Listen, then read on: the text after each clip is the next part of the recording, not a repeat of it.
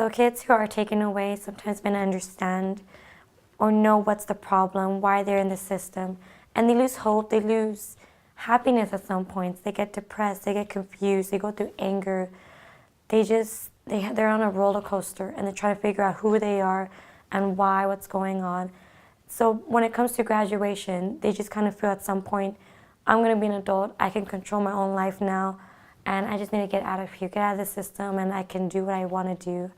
And some of those have goals, some of those kids have futures that they want to go into college, but they don't know how, or they don't have a support system because maybe some parents that were taken away from, they're locked up, or maybe in their rehab, or they're just still addicted to drugs.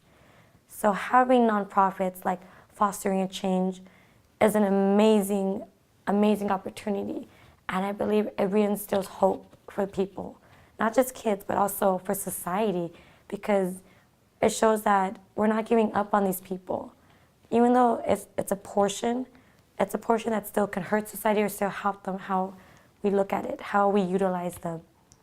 Having Fostering a Change in my life really helped, because when I was going through the breakup with my ex-boyfriend, I didn't have a mother who had a house. My biological mother was homeless, in and out of shelters. My biological father, I only knew for about 5 years of my life. So I kind of felt alone.